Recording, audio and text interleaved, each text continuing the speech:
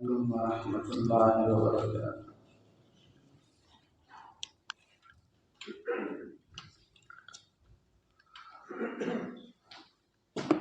سورہ الفاتحہ، صفحہ نمبر 2، آیت نمبر 3۔ اعوذ باللہ من الشیطان الرجیم، بسم اللہ الرحمن الرحیم۔ الحمد للہ رب العالمین، الرحمن الرحیم، مالک یوم الدین، ایاک نعبد و ایاک نستعین، اهدنا الصراط المستقیم، صراط الذین انعمت علیہم غیر المغضوب علیہم ولا الضالین،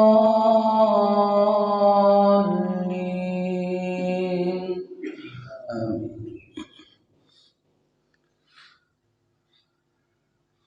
مالکی، مالک ہے، خداوند ہے، بادشاہ ہے، یوم الدین، جزا کے دن کا، مالک ہے قیامت کے دن کا، حساب کے دن کا، جزا اور سزا کے دن کا۔ یہ آخرت کے بیان کا عنوان ہے، مالکی یوم الدین۔ کل کے درس میں یہ ذکر ہوا تھا کہ انسان کی زندگی کا مقصد کیا ہے، مقصد زندگی کیا ہے، کوئی ساتھی بتا دے۔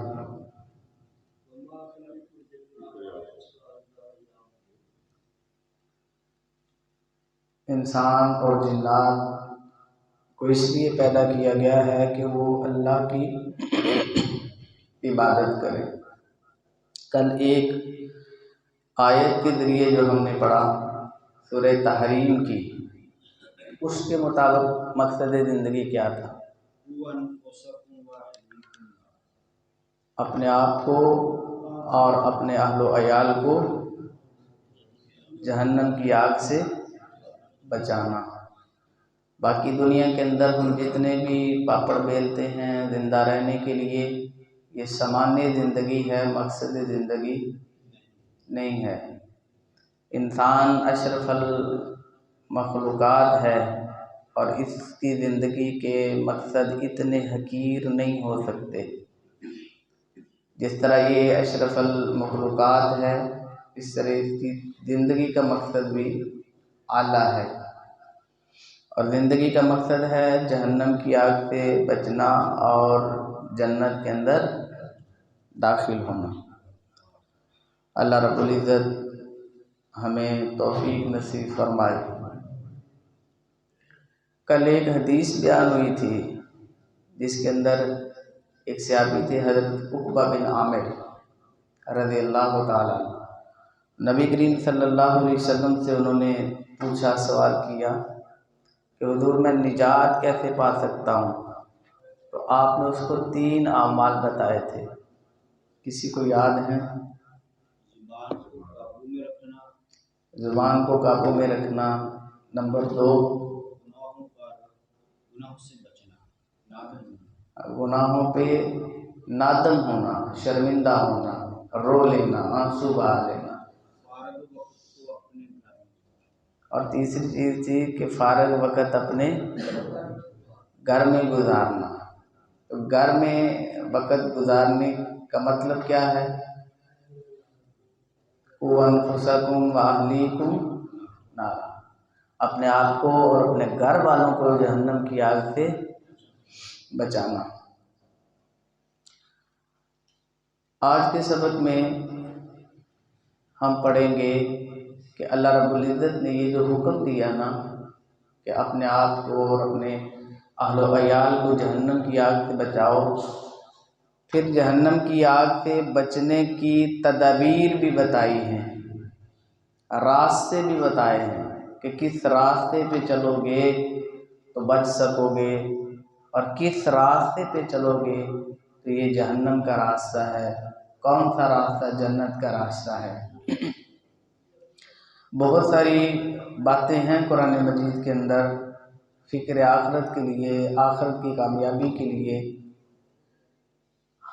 ہم آج کے درس میں پڑھیں گے حضرت لقمان کی اپنے بیٹے کو نصیحتیں۔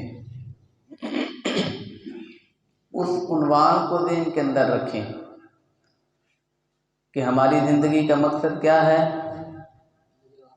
نجات، جہنم سے نجات، اپنی کامیابی، اپنی اولاد کی کامیابی۔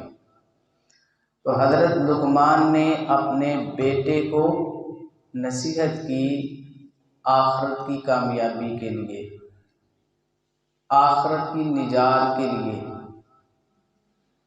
یہ سورہ لقمان کس پارے کے اندر ہے؟ 21ویں پارے۔ کل میں نے عرض کیا تھا کہ یہ دیکھ کے آئیں آپ، 5-6 آیات دیکھی ہیں آپ لوگوں نے؟ اللہ رب العزت توفیق عطا فرمائے۔ ہم جو یہاں پہ بیٹھتے ہیں نا جی، یہ ایک راستہ ہے۔ آپ میں سے اکثر لوگ ٹیچر ہیں، ایسا ہوتا ہے کہ آپ کلاس میں پڑھا کے آ جائیں اور بچہ گھر میں جا کے نہ دیکھے، اپنا سبق نہ دیکھے، اس لیکچر کو ہی کافی سمجھے، تو اصل جو بچے کے پاس علم آتا ہے، مہارت، استاد کو ایک راستہ دکھاتا ہے، وہ اپنی کوشش سے پھر کسی منزل پہ پہنچتا ہے۔ تو یہ اگر یہاں تک بیٹھیں گے، ہم یہیں تک محدود رہیں گے تو اس کا وقتی فائدہ اور افاقہ ہے۔ آج کی باتیں 2-4-6 دن کے بعد بھول جائیں گے، لیکن جب آپ پرسنلی جا کے پڑھیں گے، ذاتی طور پہ جا کے تحقیق کریں گے، تو پھر وہ چیزیں آپ کے حافظے کا اور علم کا حصہ بن جائیں گی۔ سورہ لقمان ہے جی 21ویں پارے کے اندر، اس کی آیت نمبر 13 سے ابتدا ہے، وَلَقَدْ آتَيْنَا لُقْمَانَ الْحِكْمَةَ أَنِ اشْكُرْ لِلَّهِ، ہم نے لقمان کو حکمت و دانائی عطا کی تھی۔ آتینا، ہم نے لقمان کو حکمت و دانائی عطا کی تھی۔ کس نے؟ اللہ رب العزت نے۔ تو اب جس چیز کی نسبت اللہ رب العزت اپنی طرف کر لیں کہ ہم نے عطا کی تھی، تو پھر اس کی حکمت و دانائی کے اندر کچھ شک ہو سکتا ہے؟ انشکر للہ، اللہ رب العزت فرماتے ہیں کہ حکمت و دانائی اس لیے عطا کی تھی کہ وہ اللہ کا شکر ادا کرے۔ وَمَن يَشْكُرْ فَإِنَّمَا يَشْكُرُ لِنَفْسِهِ، اور جو شکر ادا کرے گا تو اس کا فائدہ اس کی اپنی نفس کو، اپنی جان کو ہوگا۔ وَمَن كَفَرَ فَإِنَّ اللَّهَ غَنِيٌّ حَمِيدٌ، اور جو ناشکری کرے تو اللہ تو غنی ہے، حمید، تعریفوں والا ہے۔ کسی کی ناشکری سے، ناکفری سے، اس کی حمد کے اندر، تعریف کے اندر تو کوئی کمی نہیں آئے گی، کوئی فرق نہیں آئے گا۔ اس آیت کی تفسیر کے اندر احسن البیان میں ایک واقعہ لکھا ہے کہ حکیم لقمان سے پوچھا گیا کہ تمہاری اس فہم و فراست کا، حکمت و دانائی کا راز کیا ہے؟ کیا سمجھتے ہو تم کہ یہ اللہ رب العزت نے تمہاری کن خوبیوں کی وجہ سے تمہیں حکمت عطا کی ہے؟ تو حضرت لقمان نے 4 باتیں کہیں۔ انہوں نے کہا کہ راست بازی، پہلی چیز ہے کہ سچ بولتا ہوں، قولاً سدیدا، سیدھی بات کرتا ہوں، صاف بات کرتا ہوں، پہیلیاں نہیں بجھاتا ہوں، الجھاتا نہیں ہوں، الجھنے نہیں ڈالتا ہوں، ایسا نہیں کرتا کہ کہہ کسی کو رہا ہوتا ہوں، سنا کسی کو رہا ہوتا ہوں، زبان سیدھی ہے میری، راست بازی۔ نبی کریم صلی اللہ علیہ وسلم نے بھی ارشاد فرمایا حضرت عقبہ بن عامر کو کہ اپنی زبان کو اپنے کنٹرول میں، قابو میں، اختیار میں رکھنا۔ حکیم لقمان کہتے ہیں کہ میں سمجھتا ہوں کہ حکمت و دانائی صلہ ہے میری راست بازی کا، زبان کی صاف گوئی کا۔ دوسری چیز انہوں نے کہا کہ امانت کے اندر خیانت نہیں کرتا، امانت کے اندر خیانت نہیں کرتا، جس نے جو امانت دی ہوتی ہے اس کی امانت اس کو ویسے ہی لوٹاتا ہوں۔ تیسری چیز انہوں نے کہا بیہودہ فضول باتوں سے گریز کرتا ہوں، فضول کوئی نہیں کرتا، فضول باتیں نہیں کرتا، بے مقصد باتیں نہیں کرتا۔ اور نبی کریم صلی اللہ علیہ وسلم کا فرمان ہے کہ فضول باتیں، بے مقصد باتیں، لا یعنی باتیں انسان کے دل کو، ضمیر کو مردہ کر دیتی ہیں، اس کا ضمیر مردہ ہو جاتا ہے، باطونی بندہ جو ہوتا ہے، بے مقصد جو باتیں کرتا ہے۔ تو حکیم لقمان نے کہا کہ تیسری چیز کہ اللہ رب العزت نے مجھے جس کی وجہ سے حکمت و دانائی عطا فرمائی وہ میری فضول باتوں سے گریز ہے، بے معنی باتوں سے میں بچتا ہوں۔ چوتھی بات انہوں نے کہی کہ خاموشی اختیار کرتا ہوں، خاموش زیادہ رہتا ہوں۔ اور نبی کریم صلی اللہ علیہ وسلم کا فرمان ہے کہ من صامت نجا، جو خاموش رہا وہ نجات پا گیا۔ من کان یؤمن باللہ والیوم الآخر فلیقل خیرا او لیصمت، کہ جس کا اللہ اور آخرت کے دن پہ ایمان ہے وہ اچھائی کی، بلائی کی، خیرخواہی کی، نصیحت کی، دین کی بات کرے۔ اگر بلائی کی بات نہیں کر سکتا تو یصمت، تو خاموش رہے۔ تو چار چیزیں حکیم لقمان نے بیان کی ہیں اپنے حکمت و دانائی کے ضمن میں کہ اللہ رب العزت نے ان چار خوبیوں کے صلے میں مجھے حکمت و دانائی عطا فرمائی ہے۔ تو ساری چیزوں کا تعلق آپ دیکھیں سوائے ایک کے، راست بازی کا تعلق بھی زبان کے ساتھ ہے، فضول گوئی سے بچنا اس کا تعلق بھی زبان کے ساتھ ہے، خاموش رہنا اس کا تعلق بھی زبان کے ساتھ ہے۔ تو یہ اسی کا خلاصہ ہے جو آپ نے حضرت عقبہ بن عامر رضی اللہ تعالیٰ عنہ سے کہا۔ انہوں نے سوال کیا اپنی نجات کا، تو آپ نے فرمایا کہ کف علیک لسانک، اپنی زبان اپنے قابو کے اندر رکھ۔ تو زبان ایک واقعہ حکیم لقمان ہی کے متعلق ابن کثیر نے لکھا ہے، یہ غلام تھے اور مفسرین نے لکھا ہے کہ قد بھی چھوٹا تھا، رنگت بھی سیاہ تھی، لیکن عرب کے اندر ان کے اقوال کا ایک نام تھا، بول بالا تھا ان کا۔ جو کچھ یہ کہتے تھے ان کی شخصیت اس سے بالکل مختلف تھی، اور غلام تھے۔ تو ایک دن ان کا مالک کہنے لگا کہ بکری ذبح کرو اور اس کے جسم کے 2 بہترین حصے لے کے آؤ۔ تو یہ اس بکری کو ذبح کر کے ابن کثیر نے لکھا یہ واقعہ، وہ بکری ذبح کر کے اس کا دل اور اس کی زبان لے گئے۔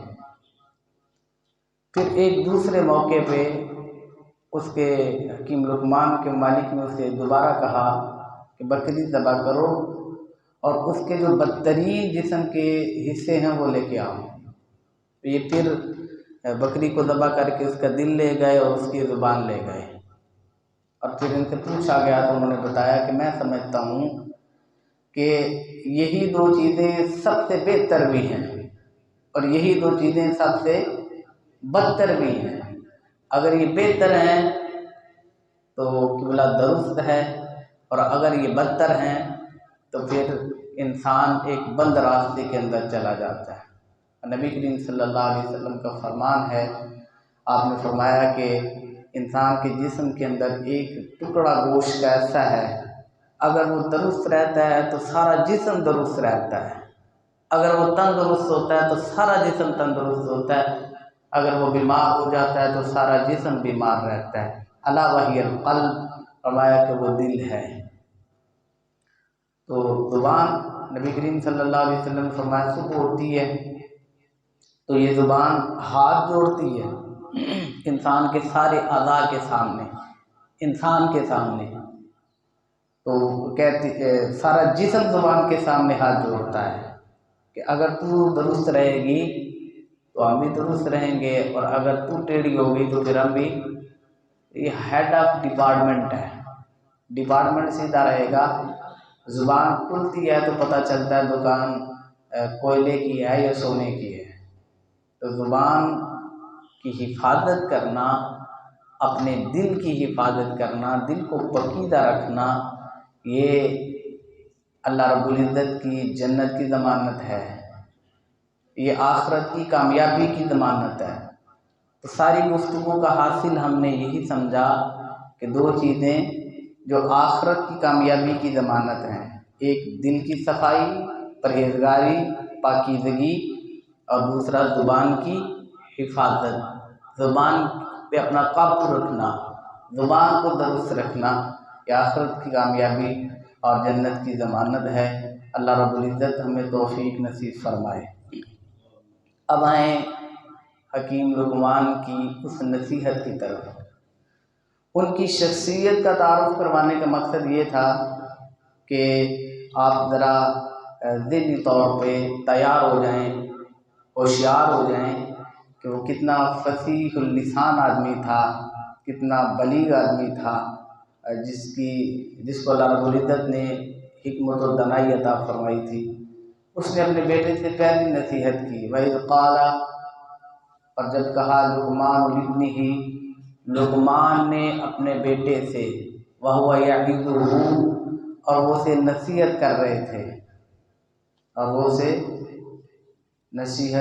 تھے، لقمان کس کو نصیحت کر رہے تھے؟ اپنے بیٹے کو۔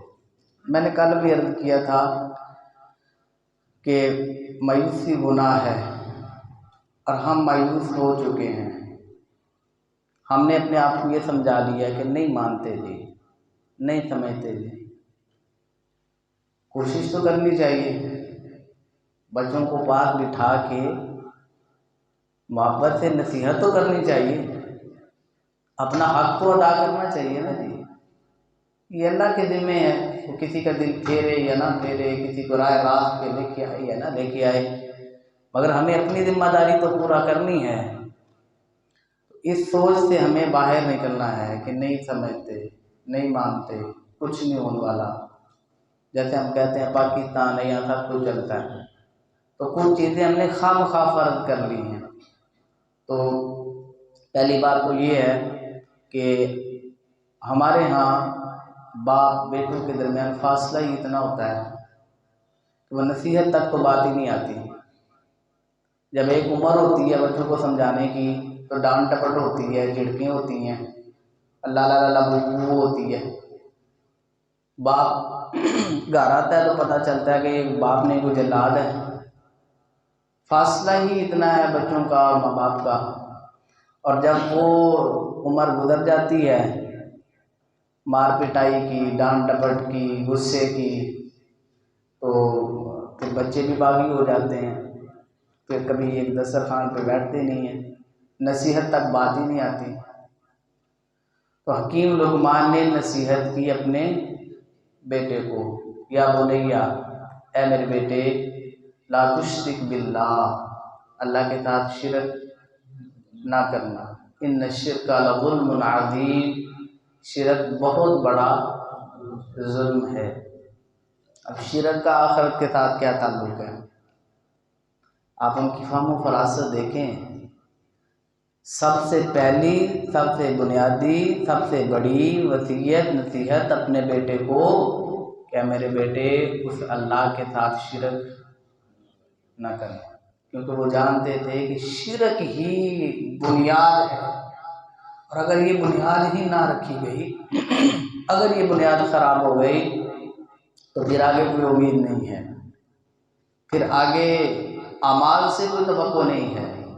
تو اس لیے پہلی نصیحت یہ اپنے بیٹے سے یہ کی کہ بیٹا اللہ کی ذات کے ساتھ شرک نہ کرنا۔ یار میں سمجھتا ہوں کہ یہ کسی باپ کی بہت بڑی کامیابی ہے کہ اگر وہ اپنی اولاد کے اندر اللہ رب العزت کی پہچان، اس کی معرفت، اس کی لگن، اس کا لگاؤ بٹھا دے، بچے کو اللہ کا محتاج کر دے۔ سادہ لفظوں میں پرانے لوگ گزر گئے، آپ جانتے ہیں، وہ زمین پہ ٹکڑا گرنا تو انہوں نے کہنا بسم اللہ، بچہ گرنا تو کہنا بسم اللہ۔ وہ بسم اللہ اتنی ہوتی تھی، اللہ کا نام ہے نا، ہماری زندگی سے اس کی عبادت تو جو نکلی سو نکلی، اس کا نام بھی نکل گیا ہے۔ اپنے گھر سے، ماحول سے، انوائرمنٹ سے ہم نے اللہ کو بالکل بے دخل کر دیا ہے۔ اللہ کا نام اتار دیں بچوں کے ذہن میں، بچوں کو اللہ کے در کا محتاج کر دیں، یہ سب سے بڑی کامیابی ہے کسی باپ کی، کہ وہ اپنے بچوں کے دل میں اللہ کی لگن کو اتار دے، اللہ کا شوق پیدا کر دے، وہ بات بات پہ اللہ کہے، وہ اپنی کامیابیوں کو اللہ سے جوڑے، وہ دعاؤں میں اللہ کو پکارے، وہ ناکامیوں میں صبر کرے، حوصلہ کرے اور اللہ سے دعائیں کرے۔ اللہ سے جوڑ دینا یہ سب سے بڑی کامیابی ہے بحیثیت والد۔ تو شرک سے اس لیے منع کیا حکیم لقمان نے اپنے بیٹے کو کہ شرک وہ گناہ ہے کہ جس کے بعد بخشش کی کوئی امید نہیں ہے، جس کے بعد آخرت میں کامیابی کی کوئی امید نہیں ہے۔ جنت اور جہنم، جنت کا تو سوال ہی نہیں ہے، تو یہ بنیادی گناہ ہے کہ اس کے بعد پھر کوئی امید نہیں باقی رہتی۔ اللہ رب العزت نے قرآن مجید کے اندر فرمایا ہے سورہ مائدہ میں وَمَن يُشْرِكْ بِاللَّهِ فَقَدْ حَرَّمَ اللَّهُ عَلَيْهِ الْجَنَّةَ، جو اللہ سے شرک کرتا ہے اللہ نے اس کے لیے جنت کو حرام کر دیا ہے۔ وَمَأْوَاهُ النَّارُ، اور اس کا ٹھکانہ جہنم ہے، وَبِئْسَ الْمَصِيرُ، اور وہ بہت برا ٹھکانہ ہے۔ تو جب شرک سے جنت ہی حرام ہو گئی تو پھر باقی اعمال کی تو بات رہ گئی نا۔ اس لیے حکیم لقمان کی فہم و فراست دیکھیں کہ پہلی نصیحت ہی یہ کی، بنیادی نصیحت یہی ہے کہ شرک سے انسان رکے تو اس کے بعد اگلے اعمال سے کوئی توقع کی جا سکتی ہے۔ حضرت معاذ بن جبل رضی اللہ تعالیٰ عنہ کو نبی کریم صلی اللہ علیہ وسلم نے پوچھا، آپ نے پوچھا کہ معاذ جانتے ہو اللہ کا بندوں پر کیا حق ہے اور بندوں کا اللہ پر کیا حق ہے؟ تو معاذ کہنے لگے کہ اللہ اور اس کے رسول بہتر جانتے ہیں۔ تو آپ نے فرمایا کہ اللہ کا بندوں پر حق یہ ہے کہ وہ اس کی عبادت کریں اور اس کے ساتھ کسی کو شریک نہ ٹھہرائیں۔ یہ بندوں پر حق ہے اللہ کا، اور بندوں کا کیا حق ہے اللہ پہ کہ جس نے اللہ کی عبادت کی اس کے ساتھ شرک نہ کیا تو اللہ اس کو عذاب نہ دے، اللہ اس کو کامیاب فرمائے، اللہ اس کی گردن جہنم سے آزاد کر دے۔ تو حضرت معاذ رضی اللہ تعالیٰ عنہ کہنے لگے کہ پھر میں یہ خوشخبری جا کے سناؤں سب کو؟ تو آپ نے فرمایا کہ رکے رہو، لوگ اسی پہ بھروسہ کر لیں گے، عمل کرنا چھوڑ دیں گے۔ تو توحید کی گواہی اور شرک سے بچنا یہ آخرت کی کامیابی کی پہلی ضمانت ہے۔ اگر شرک ہے پھر اگلے اعمال کی تو بات ہی نہیں۔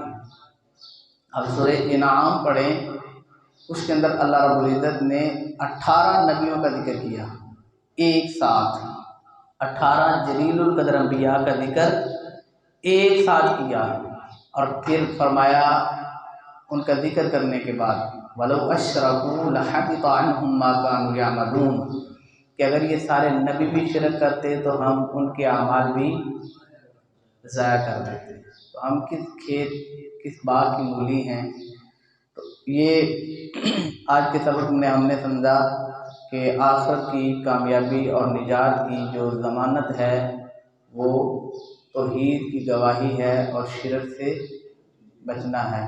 اللہ رب العزت ہمیں توفیق نصیب فرمائے۔ سبحانک اللہم و بحمدک، اشہد ان لا الہ الا انت، استغفرک و اتوب الیک۔